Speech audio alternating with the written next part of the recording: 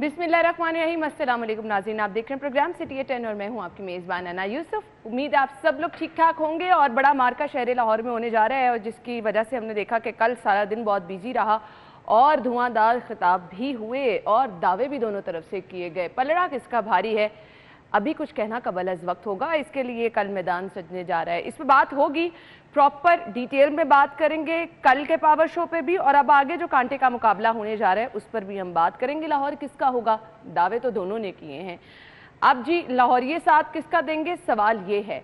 अभी प्रोग्राम का आगाज आज के पहले सेगमेंट से एक दिन एक नेकी।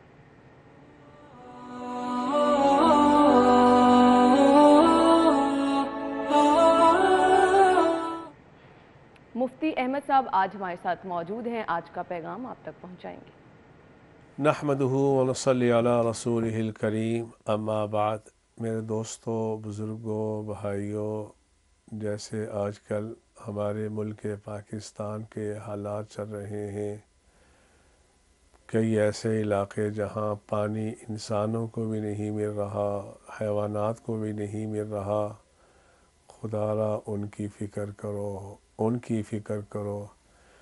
रसूल अकरम सल्लल्लाहु अलैहि व आलिहि वसल्लम ने इरशाद फरमाया, क़यामत के दिन अल्लाह फरमाएंगे, ए मेरे बंदे, मैं भूखा था, तूने मुझे खाना नहीं खिलाया। बंदा कहेगा, रब्बा आप तो रब्बुल आलमीन हैं, आप कैसे भूखे हो सकते हैं। अल्लाह फरमाएंगे, मेरा फ़लाँ बंदा भूखा था, अगर तू उसको खाना खिला देता तो वहाँ तू मुझे पा लेता।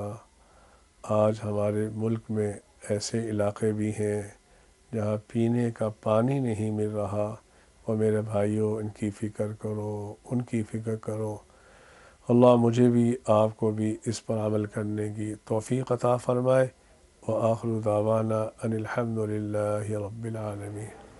आमीन सुम आमीन जी। तो ये थी जी आज का पैगाम जो कि आप तक पहुंचाया। खबरें बहुत सारी हैं लेकिन हम गुफ्तगू जो करेंगे वो जो कल पावर शो हुआ और इसके साथ साथ जो आगे कांटे का मुकाबला होने जा रहा है उस पर हमारी बातचीत होगी। स्टूडियो में हमारे साथ हमारे रिपोर्टर्स मौजूद हैं, कैसर खोकर साहब और अली रामी ने आज हमें ज्वाइन किया। अस्सलाम वालेकुम। क्या हाल चले आप? बिल्कुल ठीक ठाक, बहुत बहुत शुक्रिया। अच्छा जी, पहली खबर जो कि हमने डिस्कस करनी है, बड़े बड़े दावे किए गए मरियम नवाज की जानिब से। कल जब पावर शो किया गया, भरपूर ताकत का मुजाहिरा करने की कोशिश की गई। कहा यह गया कि लाहौर नवाज शरीफ का था, है और रहेगा। कल सब घरों से निकले और नून लीग को वोट दें। दूसरी जानिब इमरान खान साहब अब ये तंबीह कह रहे हैं, खबरदार कर रहे हैं या फिर बता रहे हैं, कह रहे हैं कि हमें दीवार से लगाया गया तो श्रीलंका से भी ज्यादा बुरा हाल होगा। तो भरपूर पावर शो के मनाजिर आपको दिखाते हैं। तो इस भरपूर पावर शो में कहीं इल्ज़ामात लगाए गए, कहीं तनकीद की गई, तो कहीं उम्मीद का दामन भी हाथ से ना छोड़ा गया। ये उम्मीद दिखाई गई अवाम को। मरियम साहिबा कहती हैं कि जी 4 साल ज़ाया किए गए, तरक्की के 4 साल ज़ाया किए गए और अवाम के साथ धोखा किया गया। खोकर साहब, आपसे आगाज़ कर लेते हैं। कल का भरपूर पावर शो, अब तो जी रात 12 बजे तक का वक्त था और ये जो इंतखाबी मुहिम है ये ख़त्म हो चुकी है और आज का दिन है। कल जो है वो मैदान सजेगा। सो ये तो कल 2 पावर शो हुए, दोनों की जानिब से दावे भी बड़े बड़े किए गए, वही नारे, वही वादे और वही ख्वाब एक दफ़ा फिर अवाम को दिखाई। जी बिल्कुल। लेकिन अना जो इमरान खान साहब ने या मरियम खान साहब ने, मरियम साहबा ने जो ऐलानात किए या जो तकरीरें की, अवाम के ये मसले नहीं हैं। अवाम का मसला है कि पेट्रोल सस्ता हो, गैस सस्ती हो, बिजली सस्ती हो, महंगाई पर कंट्रोल हो, दालें, सब्जियां, घी, आटा ये सस्ता हो। ये अवाम का मसला है। अवाम के मसले के लिए किसी ने आवाज़ नहीं उठाई। हर किसी ने कहा कि मैं ये लाहौर को फतह करने जा रहा हूँ, मैं लाहौर ये नवाज शरीफ के हैं, लाहौर ये इमरान खान के हैं। लेकिन लाहौर ये किसी के नहीं है। लाहौर ये सिर्फ उसके हैं जो उनके मसाइल हल करेगा। उनके मसाइल हल करने के लिए किसी ने कोशिश नहीं की और ना ही किसी ने ये वादा किया, ना ही किसी ने कोई बात की इस हवाले से, और ना ही किसी ने कोई ऐसे जो महंगाई करते हैं लोग, मसलन जो ज़खीरांदोज़ी करते हैं, ना उनका किसी ने बाइकआउट करने का ऐलान किया कि अगर कोई गोश्त महंगा बेचता है तो लोग ना गोश्त खाएं। अगर कोई सब्जियां महंगी करता है लोग ना सब्जियां लें, सब्जियां दालों पर गुजारा कर लें, अंडा खा लें, अंडे के साथ रोटी खा लें, गुजारा करें, ताकि लोगों को पता तो चले ज़खीरांदोज़ी करो कि सार्फिन की भी कमेटियां हैं, सार्फिन की गली महल्ले में कमेटियां बननी चाहिए जो हर चीज़ बाइकआउट करें लोगों का, ऐसे ज़खीरांदोज़ी करने वालों का। लेकिन इस हवाले से किसी ने बात नहीं की। अवाम के मसाइल जो है वो जूं के तू हैं। अवाम आज भी परेशान है। एक आम बंदा जो है रोटी के लिए तरस रहा है, उसको रोटी बड़ी महंगी हो गई है, घी महंगा हो गया, दालें महंगी हो गई हैं, सब्जियां महंगी हो गई हैं, ہیں اور نان مہنگی ہو گیا ہے، ہر چیز مہنگائی ہو گئی ہے، اور لوگوں کے مسائل جو ہیں وہ یہ ہے روٹی کپڑا مکان لوگوں کے مسائل ہیں، روٹی کپڑا مکان جو بھٹو نے نعرہ لگایا تھا لوگوں کا وہ مسئلہ ہے، لوگوں کا وہ مسئلہ ابھی تک حل نہیں ہوا۔ بالکل، اور ہر دور میں عام آدمی کا مسئلہ یہی رہا ہے، روٹی کپڑا مکان، یہ مسئلہ حل ہو جائے تو میرے خیال سے خوشحالی، ایک عام بندہ یہی چیزیں مانگتا ہے، بڑے بڑے خواب تو کبھی کسی نے دیکھے ہی نہیں ہیں۔ علی کیا کہیں گے بالکل آپ؟ کھوکر صاحب کی بات ٹھیک ہے کہ مہنگائی بہت زیادہ ہو چکی ہے، اور مہنگائی کے اوپر اور چیزیں سستی کرنے کے اوپر جو ہے وہ گورنمنٹ فوکس کرے اب اپنا۔ اب دیکھیں پرائم منسٹر نے اعلان کیا 18 روپے پیٹرول کی قیمت انہوں نے کم کر دی، 33 روپے ڈیزل کی قیمت جو ہے وہ کم کر دی۔ اب اس سے کوئی فرق نہیں پڑے گا، جتنا آپ نے بڑھایا کم از کم اتنا تو آپ کم کریں۔ آپ کے اوپر جو بڑھایا تیل ہے، آپ کے اوپر وہ الزام ہے کہ آپ نے آ کے وہ پیٹرول اور ڈیزل کی قیمتیں بڑھا دی۔ اب آپ نے مختلف جگہ پر یہ اپنے بیانات لگائے ہوئے ہیں، اپنے سلوگن لگائے ہوئے ہیں لاہور کے اندر بھی، کہ آپ نے اپنی سیاست نہیں بلکہ آپ نے ریاست کو بچایا ہے۔ یہ بات بھی ٹھیک ہے کیونکہ معاہدہ پچھلی گورنمنٹ کا تھا، آپ نے اسٹیٹ کے لیے فیصلہ لیا، لیکن یہ بھی سمجھنے والی بات ہے کہ جو لوگ اس بات کو نہیں سمجھتے ان کو ذہن نشین کرنا چاہیے کہ یہ معاہدے یہ سب کچھ پہلے ہو چکا تھا۔ نون لیگ کی حکومت نے آ کے اسٹیٹ کو بچایا، انہوں نے اپنی سیاست تو ختم کر لی، اور یہ حقیقت ہے اس میں کہ آج اگر بہت زیادہ لوگ نون لیگ کا اگر ووٹر ٹوٹا بھی ہے تو اس میں ایک اصل وجہ یہ بھی کہ انہوں نے آ کے مہنگائی کر دی۔ اب جو ہم نے پاور شو دیکھے، پاور شو کی آپ نے بات کی، خان صاحب کے پاور شو وہ بھی ہٹ جا رہے ہیں، اور مریم نواز کو نکال کر مسلم لیگ نون نے جو پاور شو کیے ہیں وہ بھی کامیاب ہیں، کیونکہ مختلف جگہ پہ لاہور میں تو کیونکہ ان کا ایک کنونشن تھا، اس کو ہم جلسہ نہیں کہیں گے، لاہور میں جو کنونشن ہوئے اور باقی ضلع میں جو جلسے ہوئے ان کے، جہاں جہاں ضمنی الیکشن ہے، بہت بڑا کراؤڈ تھا وہاں۔ کل ملتان میں اچھا خاصا کراؤڈ تھا، خوشاب میں اچھا کراؤڈ تھا مریم نواز کے شو مریم میں، نواز، اور مریم اب وہ اس لیول پہ آ گئی کہ وہ بھی کراؤڈ پلر بن چکی ہے، بالکل ان کے جلسے میں لوگ آتے ہیں۔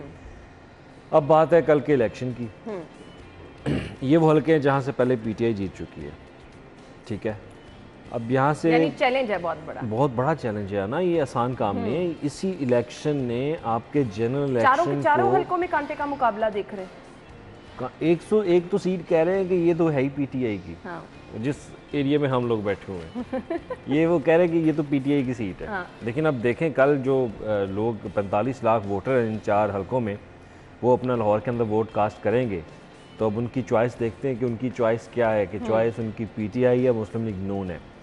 اب اس میں آپ نے پولنگ سٹیشنز جو ہے وہ بھی زیادہ تر لاہور کی پولنگ سٹیشن ان کو آپ نے احساس کرا دے دیا، یہ بھی ایک امپورٹنٹ چیز ہے کہ سارے پولنگ سٹیشن لاہور کے احساس ہیں، اور یہاں پہ اب خان صاحب اپنے مختلف جلسوں میں پاور شو میں یہ کہہ چکے ہیں کہ مسٹر ایکس اور وائی جو ہیں وہ بیٹھ کے یہاں پر کامیاب کروائیں گے، لیکن عمران خان صاحب نے یہ بھی اپنے ووٹرز کو کہا ہے، اور انہوں نے والنٹیرلی لوگوں کو رضا کرانا طور پہ کہا ہے کہ وہ جائیں اور پولنگ سٹیشنوں پہ ڈیوٹی دیں، دھیان رکھیں، دھاندلی کے بہت امکانات ہیں۔ یہ تو بہت ضروری ہے، یہ تو بہت ضروری ہے، کوئی بھی پولیٹیکل پارٹی ہوگی تو ان کے کینڈیڈیٹ جو ہیں، ان کے جو ورکرز ہیں وہ جائیں، اگر پریزائڈنگ آفیسر کے ساتھ ان کی ڈیوٹی ہے پولنگ سٹیشن کے اندر تو ٹائم سے جا کے اپنے بیلٹس باکس دیکھیں، پیپرز دیکھیں ان کو کہ جب وہ رکھ رہے ہیں ان کو وہ خالی ہے یا نہیں ہے، جو بیلٹ پیپر ہے اس پہ اسٹیمپ تو نہیں پہلے کوئی لگی ہوئی، وہ سارے چیزیں ان کو دیکھنی چاہیے، نوٹ کرنی چاہیے۔ جب فارم 45 آتا ہے، رزلٹ آتا ہے،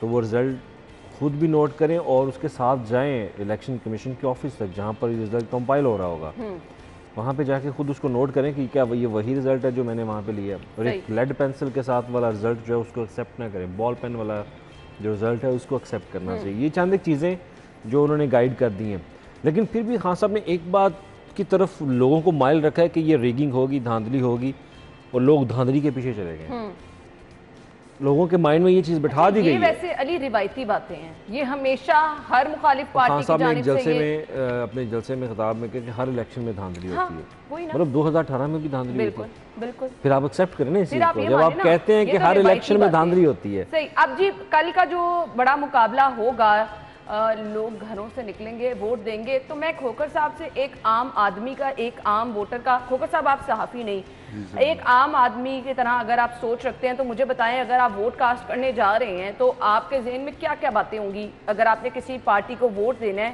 आप उस पार्टी में क्या चीजें देखेंगे? जी बिल्कुल, सबसे पहले तो ये देखूंगा उसके महंगाई के हवाले से क्या इकदाम किए हैं, पेट्रोल के हवाले से कम करने के लिए क्या इकदाम किए हैं, बिजली के रेट कम करने के लिए, एक आम आदमी को रिलीफ देने के लिए, जो एक आम आदमी है उसको रिलीफ देने के लिए क्या इकदाम किए हैं, रोटी घी आटा सब्जियां कम करने के लिए क्या इकदाम किए हैं। असल तो इशूज लोगों के ये है, ये इशूज सामने रखकर मैं वोट कास्ट करूंगा और उस कैंडिडेट को वोट दूंगा जो इसके लिए काम करेगा। हाँ, तो अब कल किसने अच्छा इसके लिए काम खोखर किया? साहब ये बात बताएं कि क्या जो जिसको आप चूज करेंगे क्या वो महंगाई कम कर देगा? आपने दोनों को देख लिया, बिल्कुल। आपने पीटीआई को भी देख लिया, आपने नून लीग को भी देख लिया, इसके बाद आपके पास कुछ चॉइस है कि यार इन दोनों में से बेहतर कौन है, वो आप डिफाइन कर सकते हैं? जी बिल्कुल, वो बेहतर होगा वो होगा जो आवाम के साथ वादे करेगा। असल में बात यह है कि हुकूमत जो है मौजूदा हुकूमत बिल्कुल, लेकिन हुकूमत नून लीग की जो है ना वो असल में परेशान भी है कि किसी तरह महंगाई पर कंट्रोल करके हम वाह वाह बल्ले बल्ले ले लें, अभी तक वो बल्ले बल्ले नहीं ले सकी। इसके लिए हुकूमत उन्होंने पेट्रोल की कीमत बिल्कुल, इसके लिए हुकूमत जो परेशान भी है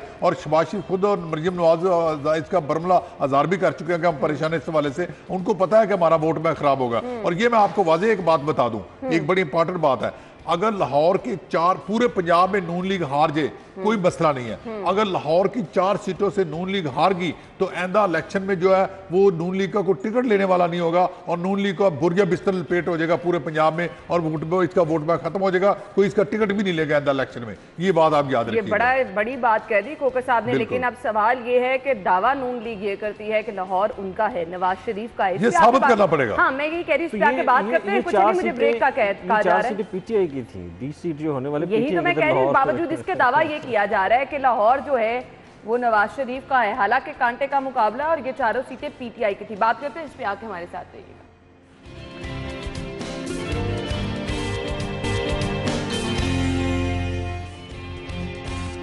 वेलकम बैक। तो तख्ते लाहौर किसका होगा? दोनों की जानिब से दावे किए गए। किसी का ये कहना है कि नून लीग हमेशा से जो है लाहौर जो है वो नून लीग का है। दूसरी जानिब जो 4 हल्के हैं वहाँ पर हमने देखा कि हमेशा जोर पीटीआई का रहा, यानी मुकाबला जो है वो बराबर का है। ये कहना कि पाकिस्तान तहरीक इंसाफ कामयाब होगी या फिर नून लीग कामयाब होगी, ये आप इस बारे में अभी कुछ कह ही नहीं सकते, क्योंकि दोनों जानिब हमने देखा, जो पावर शो भी हुए वहाँ पर भी भरपूर मुजाहिरा हमने देखा, दोनों जमातों की तरफ से किया गया।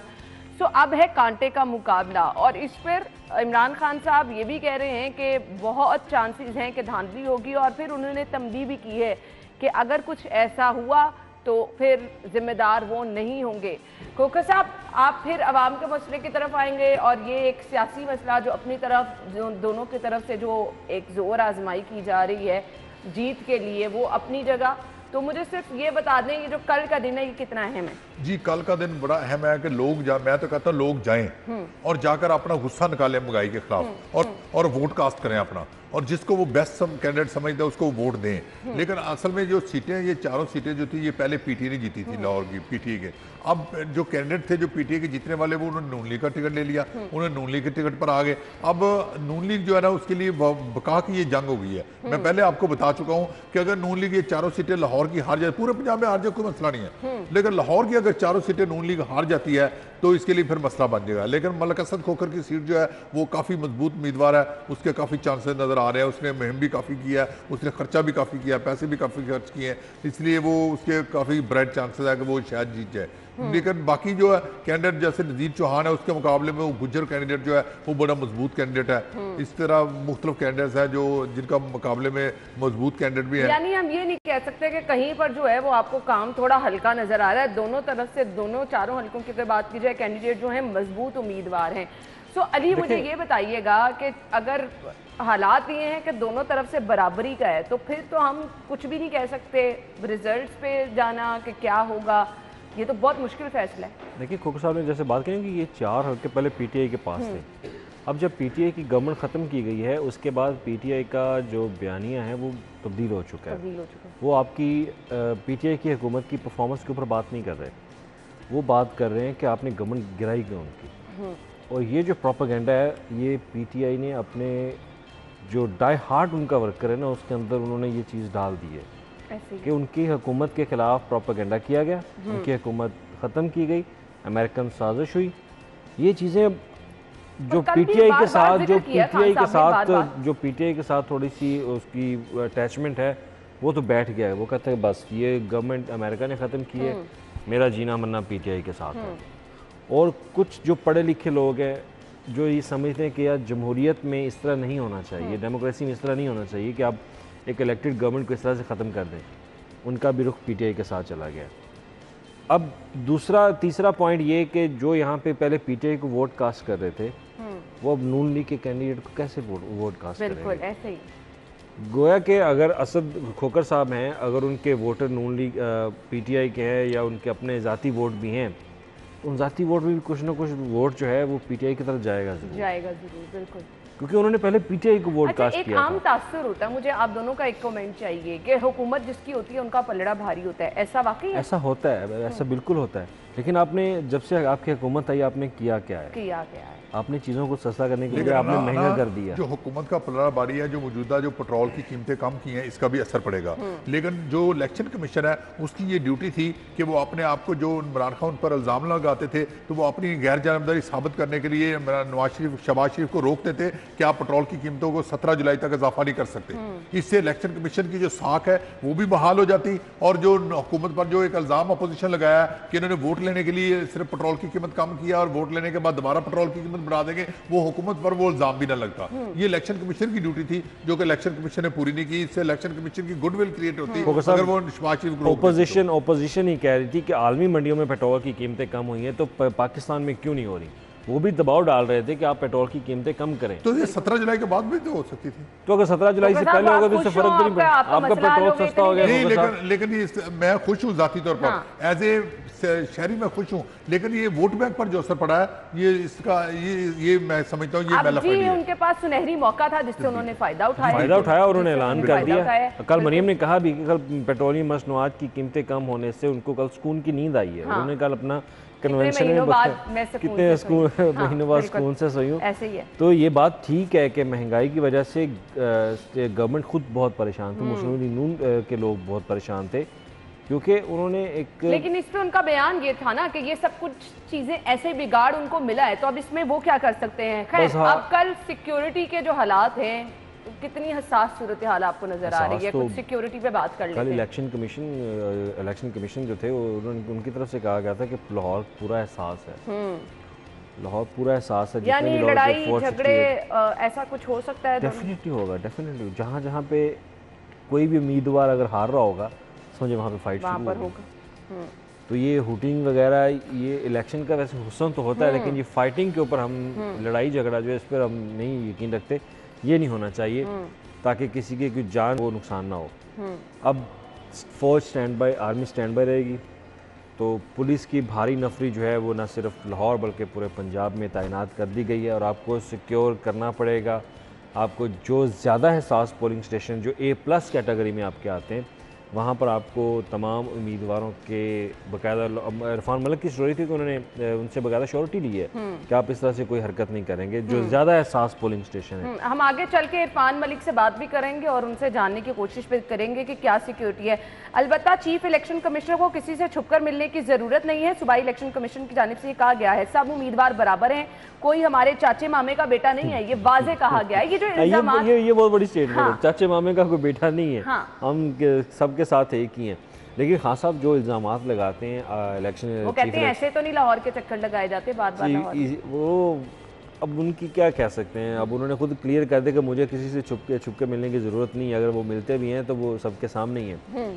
اب خیر جو خان صاحب کی بات ہے ان کے پاس بھی کوئی نہ کوئی انفارمیشن ہوگی جو بات چبھی چیف کو، تو انہوں نے یہ بات کر دی کہ وہ کوئی ان کے چاچے مامے کا بیٹا نہیں ہے۔ خیر جو الزامات خان صاحب، کھوکر صاحب نے بات بالکل ٹھیک کی، اگر عمران خان کے الزامات ہیں تو چیف الیکشن کمشنر کو وہ واضح طور پر ان کا جواب دینا ہوگا۔ اگر وہ الزامات جھوٹ ہیں تو آپ عوام کو بتا دیں کہ بھائی یہ ان کا کون سے الزامات جو ہیں وہ آپ جھوٹ بول رہے ہیں۔ تو اس میں ایک ان کا کردار بہت اہم ہے کہ آپ جو بھی بات آپ سب کے سامنے لے کر آئیں، ایسے آپ کو نہیں کرنا چاہیے۔ اور دوسرا اگر چیف الیکشن کمیشن کے اوپر الزام لگ رہا ہے تو وہ کلیئر کرے اس بات پہ۔ اور حساس پولنگ سٹیشن کے اوپر کل انہوں نے واضح طور پر کہہ دیا کہ لاہور کے تمام پولنگ سٹیشن حساس ہیں، اس پر کڑی نگرانی ہماری ہونی چاہیے، اور پولیس کو باقاعدہ طور پر چیف سیکرٹری پنجاب نے، آئی جی پنجاب نے مختلف میٹنگز جو ہیں وہ بھی کی کہ تمام کنٹرول جو ہے ان پولیس کا باقاعدہ طور پر ہوگا۔ لیکن پھر بھی بعض پولنگ سٹیشن ایسے ہوتے ہیں جہاں پہ فائٹ، لڑائی بہت زیادہ چانسز بڑھ جاتے ہیں، اور یہ جو حلقہ ہے ہمارا نذیر چوہان والا، یہاں پہ بہت زیادہ چانسز ہے، کیونکہ پہلے بھی آپ نے دیکھا کہ یہاں پہ ایک لڑائی ہو چکی ہے، فائرنگ ہو چکی ہے، تو اس حلقے میں زیادہ چانسز ہیں کہ لڑائی جھگڑے ہوں۔ پر ابھی ہم دیکھ رہے ہیں 9000 سے زائد اہلکار ابھی ٹکر چل رہے ہیں، سیف سٹی کے کیمروں سے بھی مانیٹرنگ ہوگی، سو یہ ڈیٹیلز ہیں۔ سیف سٹی کے کیمرے چل رہے ہیں؟ یہ ایک سوال ہے واقعی، اب پتہ نہیں ان جگہوں پر جو ہیں وہ چلائے جائیں گے یا چل رہی ہیں۔ خیر یہ واپس آ کے ہم ڈیٹیل سیکیورٹی کی عرفان سے جاننے کی کوشش کریں گے، بریک لیتے ہیں، بریک کے بعد آتے ہیں۔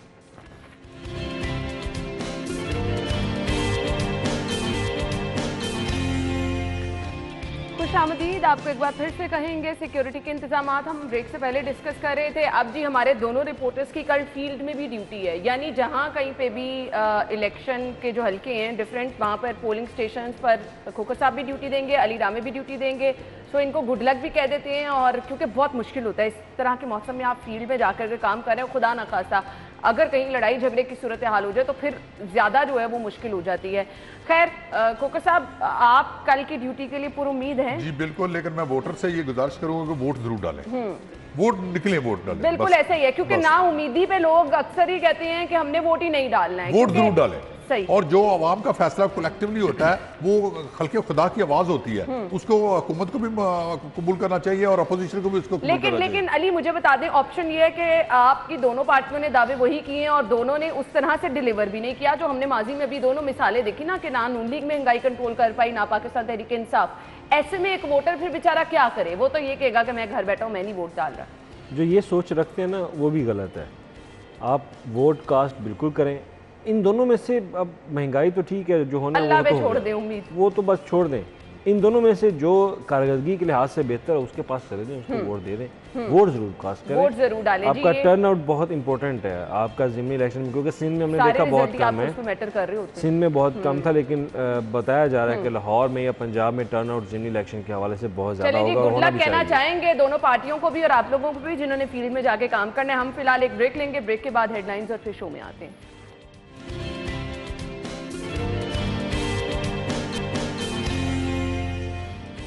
اسٹوڈیو میں آپ کو ایک بار پھر سے خوش آمدید کہیں گے، اور ہم اپنے شو میں ٹائم ٹو ٹائم آپ کو ان لوگوں سے بھی ملواتے رہتے ہیں جو کہ باہر دوسرے ممالک میں جا کے کامیابی کا سفر جاری رکھتے ہیں، پاکستان کا نام روشن کرتے ہیں۔ آج کے ہمارے مہمان جن کے بارے میں میں آپ کو بتاؤں گی اور آپ کی ملاقات بھی کراؤں گی، ماشاءاللہ سے 40 سال میں جرمنی میں وہ زبردست طریقے سے کاروبار بھی کر رہے ہیں اور کامیابی سے وہاں پر جو ہے وہ ریپریزنٹ کر رہے ہیں پاکستان کو، جو کہ ایک بہت بڑی ان کی کامیابی ہے۔ ساتھ ہی ساتھ یو این اے کے ایڈوائزر ہیں اور اس کے ساتھ ساتھ انہوں نے بہت ہی زبردست کتابیں بھی لکھی ہیں، رائٹر بھی ہیں اور سیاسی سماجی کارکن بھی ہیں، اور لوگوں کی خدمات کے حوالے سے بھی سیر فہرست ان کا نام رہا۔ اور ماشاءاللہ سے بار بار میں یہ ذکر کرنا چاہ رہی ہوں کیونکہ آپ کو بہت خوشی ہوتی ہے جب پاکستان سے ہی لوگ جا کر کامیابی سے بزنس بھی کر رہے ہوتے ہیں، اور پاکستان کا جو ایک وہ چہرہ ہم اکثر دکھاتے ہیں کہ جی لوگ باہر کے ممالک میں جا کر اس طرح سے پریزنٹ نہیں بھی کر پاتے، تو یہ لوگ اس حقیقت کو جو ہے واضح کر دیتے ہیں کہ کس طرح سے پاکستانی جو ہیں وہ کسی بھی دوڑ میں پیچھے نہیں ہیں اور کسی سے بھی کم نہیں ہیں۔ ہمارے آج کے مہمان جمال احمد کیسر صاحب ہیں جن کو ہم اپنے شو میں ویلکم کہیں گے۔ السلام علیکم۔ وعلیکم السلام، کیا حال چال ہے؟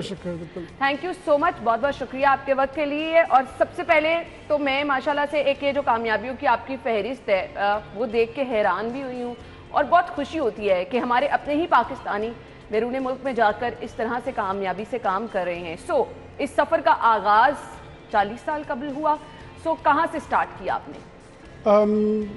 تقریباً 8 سال کی عمر میں ہم جرمنی مائگریٹ کر گئے اور وہاں پہ پھر اسکولنگ سسٹم میں گئے اور آہستہ آہستہ پڑھے، اور جب پڑھائی سے فارغ ہوئے تو کچھ کاروبار میں چلے گئے اور پھر آہستہ آہستہ منزل کچھ کتابیں بھی لکھی اور کچھ ایڈوائزریز بھی کی اور الحمدللہ بلیسڈ ہیں۔ بالکل۔ اچھا جی، اب مجھے یہ بتائیے گا بزنس آئیڈیا کیا تھا؟ کیونکہ بہت سارے پاکستانی چاہتے ہیں کہ بیرون ملک جائیں اور کچھ بزنس وہاں پر کریں، کچھ انیشیٹو ایسا لیں، سو یہ مشکل ہے کہ آپ بیرون ملک جا کے کچھ اپنے طور پہ کاروبار کا آغاز کریں؟ مشکل تو نہیں کہنا چاہیے، لیکن لینگویج بیریئر بیچ میں آتا ہے۔ جرمن گورنمنٹ میں بہت ساری سبسڈیز دیتے ہیں اگر کوئی کاروبار کرنا چاہے۔ میں نے کاروبار کا آغاز ٹیکسٹائل سے شروع کیا पहले रिटेल से, फिर होलसेल में, फिर मैंने 16 साल एक इंटरनेशनल कंपनी इम्पोर्ट एक्सपोर्ट की चलाई। माशाल्लाह। और मेरे ख्याल है कि जर्मनी में कोई भी बड़ा चेन स्टोर नहीं होगा जिसके लिए हमने प्रोडक्शन ना की हो। और उसके बाद फिर मैंने कंपनी में से कुछ एसेट्स निकाल के मैंने उसको प्रॉपर्टीज़ में इन्वेस्ट किया, और फिर मैंने इक्विटी कंपनी बनाई, और आज हम पिछले 16 साल से तकरीबन प्रॉपर्टीज़ में इन्वेस्ट कर रहे हैं। माशाल्लाह। अच्छा जी, मुझे ये बताइएगा, इतना कामयाबी से बिजनेस लेके चलना, सियासी तौर पर भी मुतहरिक रहना, समाजी तौर पर भी मुतहरिक रहना, एडवाइजर टू यूनियन, काफ़ी सारी चीज़ें जो हैं आप कवर कर रहे हैं, सो कैसे कर लेते हैं अपने काम के साथ साथ हर तरफ हर सेगमेंट में एक्टिव रहना? मेरे पास बहुत अच्छी टीम है, बहुत अच्छे लोग हैं, लॉयल हैं और मेरा साथ देते हैं। और बुक्स पहले मैंने कुछ खुद भी लिखी, और फिर चूँकि मैं डिप्लोमेटिक काउंसिल का मेंबर था, और वहाँ पे भी बहुत सारे राइटर्स हैं जिनके साथ मिलके फिर मैंने किताबें लिखी, और बिज़नेस में भी मुझे बहुत अच्छे लोग। बुक्स का टॉपिक तो मैं ज़रूर आपसे जानूंगी कि आइडिया क्या होता है, बेसिकली आपकी बुक्स की राइटिंग किस बारे में होती है, लेकिन मैं अपने नाज़रीन को ये बता दूं कि माशाल्लाह से ये पहले वाहिद पाकिस्तानी हैं जिन्होंने अवार्ड अपने नाम किया, और ये अवार्ड किस तरह से अपने नाम किया, इसके पीछे क्या राज था, ये भी हमें बता दें। अच्छा, मेरी असल में ये पहली किताब थी the foreign success factor, German में there from there fox factor, और वो किताब मैंने लिखी थी जर्मन इमिग्रेंट्स के लिए, इमिग्रेशन के ऊपर, इंटीग्रेशन के ऊपर, और कुछ जर्मन फॉरेन पॉलिसी जो कि सीरिया में थी, जो मैं समझता फेल है, जिसकी वजह से बहुत सारे लोग आए, और अब इन लोगों को कैसे इंटीग्रेट किया जाए, और मेरे ख्याल में क्या बेहतर हो सकता है, हर हुकूमत को क्या करना चाहिए। तो उसमें मुझे एक इंटरनेशनल अवार्ड है जिसका नाम है गेट एप्स इंटरनेशनल अवार्ड, जो स्विट्ज़रलैंड में दिया जाता है। अच्छा। और हाँ, वो 10 out of 10,000 non fiction books दिया जाता है। Great. तो I was just I think blessed कि एक दिन मुझे पता लगा कि I want that award, but कोई मेरा खास कमाल नहीं था। बस जब बुक लिख रहे थे सोचा था कि इस तरह से नॉमिनेशन में जाएगी, सवाल ही पैदा नहीं होता। सही। अब मुझे अपनी बुक्स का मुझे टॉपिक बता दें, बेसिकली क्या चीज़ होती है जिसको आप सोचते हैं फिर उसको अल्फाज में लेकर आते हैं, बेसिक टॉपिक क्या होता है? अच्छा, चूँकि मैं फिर डिप्लोमेटिक काउंसिल के लिए काम कर रहा था, वहाँ पर उनका एक प्रेस डिपार्टमेंट है जिसमें हमें थोड़ी देर बाद डिफरेंट फॉरेन पॉलिसी के ऊपर स्टेटमेंट देनी पड़ती है। यानी कि हमने अफ़गानिस्तान पे देनी है, हमने सीरिया पे देनी है, हमने कश्मीर पे देनी है, हमने यूक्रेन पे देनी है। तो चूँकि वो इतना सारा आप उसको एकेडमिक वर्क कह लें, और आप उसको थिंक टैंक्स का वो वर्क दे दें, जो कि बहुत सारे लोगों की सोच मिलके बन रही होती है, तो वो इतना सारा वर्क इकट्ठा होता चला जाता है कि उसमें जो प्रेस डिपार्टमेंट है उसको वो बुक की शक्ल बननी शुरू हो जाती है ऑटोमेटिकली। जैसे जब नॉर्थ कोरिया का मसला चल रहा था तो हमारी काउंसिल ने नॉर्थ कोरिया पे एक किताब लिखी, और जिसमें मैंने किताब मेरे नाम पर वो किताब लिखी गई, जिसमें बहुत सारे और लोगों के ख्यालात भी थे बीच में। और वो किताब जो हमारी काउंसिल की लिखी जाती है, तो जो कंसर्न मुल्क होते हैं उनकी फॉरेन पॉलिसी को वो किताब जाती है। ठीक। तो वो उसमें रीडिंग करते हैं फिर वो, और हम समझते हैं कि जो नॉर्थ कोरिया को जिस तरह हैंडल किया गया उसमें हमारी काउंसिल, और मैं American council of Germany which CFR का भी मेंबर हूँ, उनका बहरहाल हाथ था कि वो बग़ैर वॉर के उस वक्त हैंडल किया गया इन ट्रम्प्स एरा। सही। फीडबैक कैसा आता है जो आपकी राइटिंग्स होती हैं उस पर, और मुझे बताइएगा मोटिवेशन कैसे मिलती है कि अच्छा बड़ा फीडबैक आया, अब आगे कुछ नया करना है? हाँ, कुछ टॉपिक्स पे तो आपको मोटिवेशन मिलती है। मिसाल के तौर पे रशिया और चाइना का जो कैसा टॉपिक है, जो अभी तक इनके बारे में मैंने लिखा कि इफ़ दे इमर्ज तो फ्री वर्ल्ड के लिए क्या चैलेंजेस हैं। ये एक ऑटोमेटिकली चूँकि आप फोर्सिंग कर रहे होते हैं और आप बहुत सारे ऐसे लोगों में बैठते हैं, तो आपको दुनिया के हालात देख के, और अगर आप एक पीस एक्टिविस्ट हैं और आप चाहते हैं कि दुनिया में अमन हो और आपको लगे कि मैं इसमें कंट्रीब्यूट कर सकता हूँ, बेशक थोड़ा सा कंट्रीब्यूट कर सकता हूँ, तो ये चीज़ बहुत मोटिवेट करती है। और ये बहुत अच्छी चीज़ है कि आप अमन के लिए काम करें, अमन के मैसेंजर बन के आगे चलें, तो मेरे ख्याल से बहुत सारे लोगों के लिए आप खुद ही मोटिवेशन हैं। कुछ आइडियाज़ बताइए, वो लोग जो कि कुछ लिखना चाहते हैं, कुछ करना चाहते हैं, رائٹنگ سکلز کیسے بہتر کی جا سکتی ہیں؟ اچھا میرا خیال ہے کہ جو بھی جس کا بھی کچھ ٹاپک اس کے ذہن میں آئے اور ٹاپک ہمیشہ کہیں سے آتا ہے، اللہ تعالیٰ دیتا ہے یا کہیں سے اس کو کہیں سے موٹیویشن ملتی ہے، اس کو چاہیے اس پہ لکھنا شروع کر دے، لکھنا شروع کر دے. بے شک وہ شروع میں اس کی صحیح شکل نہیں بنے گی، لیکن آگے جا کے پروف ریڈر ہوتے ہیں، اس کو اور چیک کرتے ہیں، پھر لوگ ہوتے ہیں جس کو اس کے تلفظ کو سیٹ کرتے ہیں، اور پھر جو پبلشرز ہوتے ہیں ان کے پاس اپنی ٹیم ہوتی ہے. جب آپ کا کانسیپٹ پسند آ جاتا ہے تو آپ اینڈ میں وہ کتاب ایک شکل دیکھ رہے ہوتے ہیں، اس کا رائٹر کا نام، لیکن اس کے پیچھے جو 20 آدمی کام کر رہے تھے ان کے نام نہیں ہوتے، لیکن اصل کام انہوں نے بھی کیا ہوتا ہے. بالکل صحیح. پاکستان کی کرنٹ سچویشن کو کیسا دیکھتے ہیں؟ پاکستان کی اگر آپ اس وقت تو سارے کچھ مسئلے میں ہیں.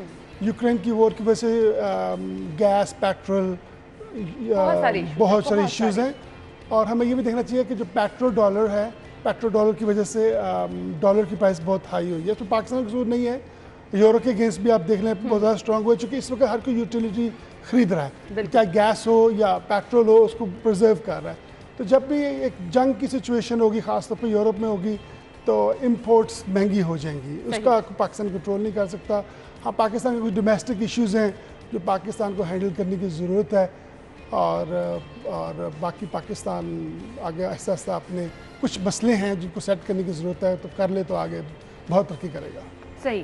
کچھ انیشیٹو جو پاکستانی لینا چاہتے ہیں، دوسرے ممالک میں جا کے سیٹل ہونا چاہتے ہیں، ماشاءاللہ کیونکہ آپ ایک کامیاب شخصیت ہیں، ہمارے سامنے مثال موجود ہے، تو وہ ہم کامیابی کے کچھ گڑ آپ سے پوچھنا چاہتے ہیں کہ جن لوگوں نے جانا ہے، کچھ پلان کرنا ہے. بہت سارے انٹرپرینور ایسے ہیں، بہت سارے ہمارے تعلیم یافتہ نوجوان ہیں جن کو یہاں پر کوئی کاروبار کے مواقع نہیں مل رہے، کیا کرنا چاہیے انہیں؟ اچھا جرمنی میں تو بہت مواقع ہیں اور لیگل مواقع ہیں. اگر آپ جرمنی کے سائٹ پہ چلے جائیں، میرے جرمن ایمبیسڈر سے کچھ عرصہ پہلے بات ہوئی تھی، وہ کہتا ہم نے ایک بلو کارڈ بنایا ہے کہ جو کوالیفائڈ لوگ ہیں وہ آئیں، لیکن کوئی لائن نہیں لگی یہاں پر پاکستان میں جو ہمارے پاس آنا چاہ رہے ہوں. سو ان کی یہ کوشش ہے کہ کوالیفائڈ پڑھے لکھے لوگ آئیں، لینگویج کا ٹیسٹ پاس کر کے آئیں، جو کہ B1 تک ہوتا ہے، کوئی اتنا خاص نہیں ہوتا، چاہے وہ، اور اس میں کچھ جاب سرچنگ ویزز بھی ہیں، وہ بھی آرام سے دیتے ہیں.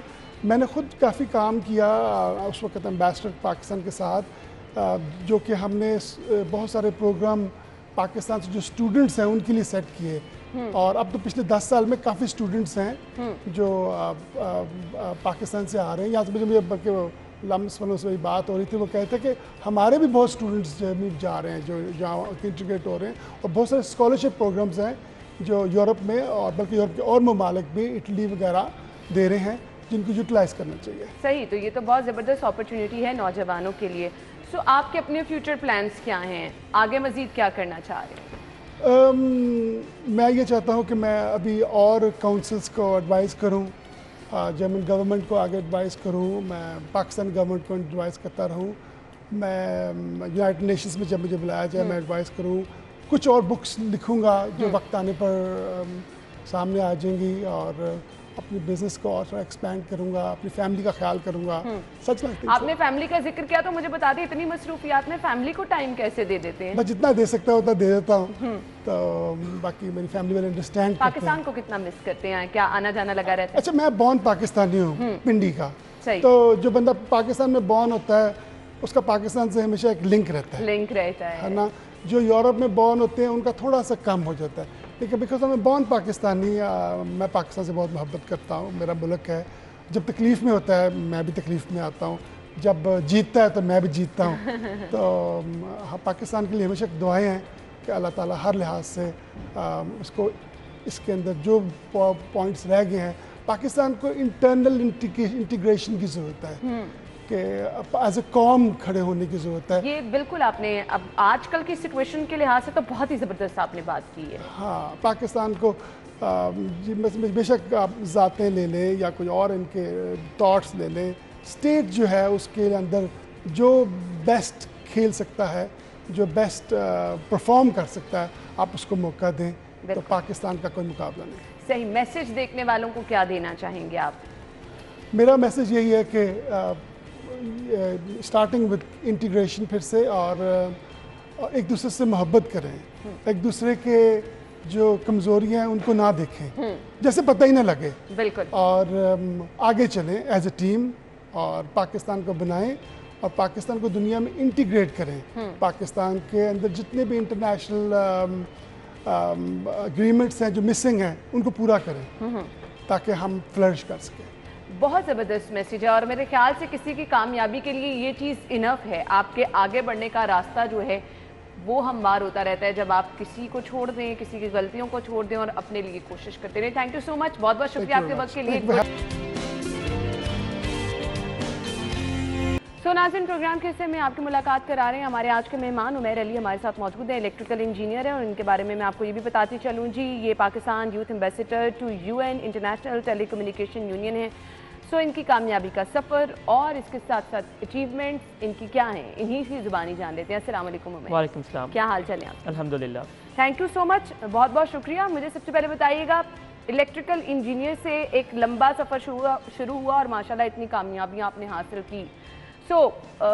कैसे आइडिया आया कि इस फील्ड में जाना है और फिर आगे इस तरह से इसको कंटिन्यू करना है? बेसिकली 2018 में when I was applying for the university, तो तब मेरे जहन में मल्टीपल ऑप्शंस थी कि मैंने किस फील्ड को चूज़ करना है, लेकिन जिन दो चीज़ों में मुझे इंटरेस्ट हुआ और जिसकी वजह से मैंने डिग्री परस्यू की, उसमें एक था renewable energy, solar wind energy, और दूसरा था माइक्रो प्रोसेसर्स या माइक्रो चिप्स।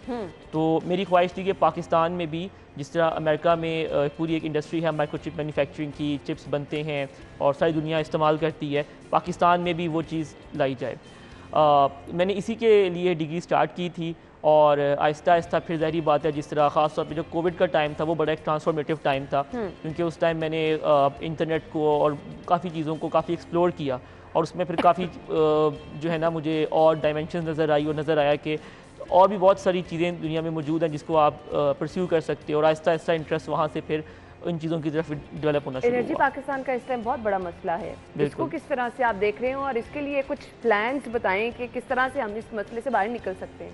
आई थिंक इसमें सबसे इंपॉर्टेंट चीज़ तो ये है कि आपके पास इफेक्टिव पॉलिसी मेकिंग होनी चाहिए, बहुत पहले होनी चाहिए थी, वो नहीं है, अभी भी वक्त है, इसको होना चाहिए। दूसरी चीज़ ये है कि हमें ऑप्टिमाइज़ एनर्जी की तरफ मूव ऑन करना चाहिए। हमें देखना चाहिए कि किन जगहों पर हम वाकई में सोलर पैनल्स इंस्टॉल कर सकते हैं, बाकी रिन्यूएबल एनर्जी सोर्सेज इंस्टॉल कर सकते हैं, और ये एक प्रॉपर ट्रांसपेरेंट एक रिगरस प्रोसेस होना चाहिए।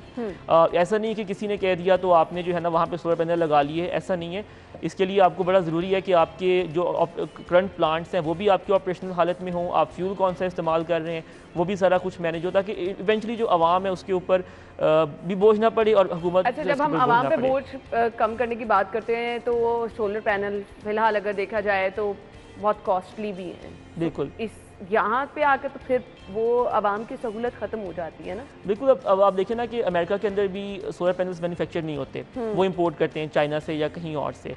तो आपको ये देखना चाहिए कि क्या आपके पास इंपोर्ट करने में ज़्यादा इंसेंटिव है या लोकली आप अगर उसको सेटअप करते हैं, मैन्युफैक्चरिंग सेटअप करते हैं वन टाइम कॉस्ट लगा के, क्या वो चीज़ ज़्यादा बेहतर है। फिर आप ये भी देखें कि सोलर पैनल से हम बात करें फॉर सपोज, तो उनकी अपनी एक क्लीनिंग और मेंटेनेंस कॉस्ट भी है और उनकी इतनी एफिशिएंसी भी नहीं होती।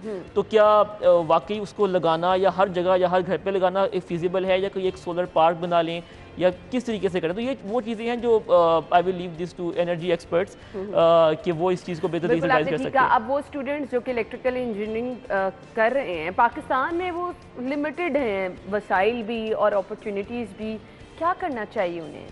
मेरा ख्याल है कि डिग्री से ज़्यादा जो चीज़ मैटर करती है वो आपका स्किल सेट मैटर करता होता है। You can go to Harvard university और MIT, बट अगर आपके पास एक रेक्विजिट स्किल सेट नहीं है, आप चीज़ें कम्युनिकेट नहीं कर सकते या किसी एक चीज़ में महारत नहीं रख सकते, तो फिर एक बेशक आप पाकिस्तान से ग्रेजुएट हों या कहीं से भी ग्रेजुएट हों, आपको मुश्किलात तो देखनी पड़ेंगी कुछ टाइम। आप कुछ अपनी अचीवमेंट्स का जिक्र कर दें ताकि हमारे सामने वो नौजवान जो कि इस फील्ड से हैं और उनको आगे मल्टीपल ऑप्शंस की चॉइस चाहिए, तो मैं आपकी अचीवमेंट को मिसाल बना के उन नौजवानों तक पहुंचाना चाह रही हूं, तो मुझे बताइएगा। اس میں دیکھیں ایسا ہے کہ میری اچیومنٹس جو ہیں وہ کچھ اس طریقے سے ہیں کہ جیسے میں نے بتایا کہ کووڈ کے ٹائم پہ بڑا ایک ٹرانسفارمیٹیو ایکسپیرینس تھا. میں نے انٹرنیٹ ایکسپلور کیا. 1-1.5 سال کے اندر میں نے کوئی 60 سے زیادہ آن لائن کورسز کیے, مختلف ایجوکیشن بیک گراؤنڈ کے, صرف انجینئرنگ کی نہیں بلکہ بزنس کے بھی, فائنینس کے بھی. تو اس سب سے ہوا ہے کہ میرے پاس ایک ویژن آ گیا اور میرے پاس جو ہے ملٹیپل اسکل سیٹس آ گئے. میں نے ایک on line training course attend کیا جو کہ ایک ہانگ کانگ کی اکیڈمی تھی, انہوں نے دیا تھا انٹرنیٹ گورننس کے اوپر, بیکاز وہ ایک بیسیکلی پالیسی میکنگ کورس تھا جس سے آپ انٹرنیٹ کو گورن کس طرح کرنا ہے اس کے اوپر آپ کام کر سکتے تھے. یہ بہت ایک ضروری چیز ہے آج کے دور میں. اگر میں صرف اپنی الیکٹریکل انجینئرنگ کی ڈگری سے جو ہے وہ منسلک ہو کے رہ جاتا تو شاید میں وہ چیزیں نہ کر پاتا. تو میرا جو بھی اسٹوڈنٹس انجینئرنگ کر رہے ہیں, کوئی بھی ڈگری پرسیو کر رہے ہیں, میں ان کو یہی کہنا چاہتا ہوں کہ اپنی ڈگری آپ جو بھی پرسیو کرتے ہیں ضرور کریں, لیکن ساتھ ساتھ آپ صرف یہ نہ سوچیں کہ آپ نے صرف جو ایک کام کر رہے ہیں وہی کرنا ہے. آپ ملٹیپل چیزوں میں انوالو ہوں. مجھے اس ٹریننگ اکیڈمی کے تھرو جو ہے یونائٹڈ نیشنز کے ساتھ کام کرنے کا شرف حاصل ہوا. میں 1.5 سال تک جو ہے وہ انٹرنیشنل ٹیلی کمیونیکیشن یونین کے ساتھ ان کی جو ڈیجیٹل پالیسی میکنگ تھی, ڈیجیٹل انکلوژن کی, کہ ہم کس طریقے سے ان علاقوں کو جہاں پہ انٹرنیٹ کی اویلیبلٹی نہیں ہے, ٹیلی کام انفراسٹرکچر نہیں ہے, ان کو شامل کریں پوری دنیا میں, صرف پاکستان میں نہیں. اور اس کے بعد جن جگہوں پہ انٹرنیٹ کنیکٹیوٹی موجود ہے اس کو بہتر کیسے کیا جائے. اور اسی سلسلے میں جو ہے نا وہ پالیسی میکنگ ہوئی, 1.5 سال پروسیس چلا, اور ایونچولی جب کانفرنس ہوئی روانڈا میں اس سال تو پھر میں وہاں جا کر بھی میں نے جو ہے نا وہ پریزنٹیشن دی اور پاکستان کو وہاں پہ نمائندگی کی. تھینک یو سو مچ, بہت بہت شکریہ. بلا شبہ آپ بہت سارے اسٹوڈنٹس کے لیے مثال ہیں. سو ناظرین, اگر آپ کچھ کرنا چاہ رہے ہیں تو آپشنز آپ کے لیے بہت ساری ہیں جن کو آپ نے اپنی محنت سے جو ہے اویل کرنا ہے اور آگے بڑھنا ہے. تھینک یو سو مچ عمیر, آپ کے وقت کا بہت بہت شکریہ. ناظرین, بریک کے بعد آتے ہیں.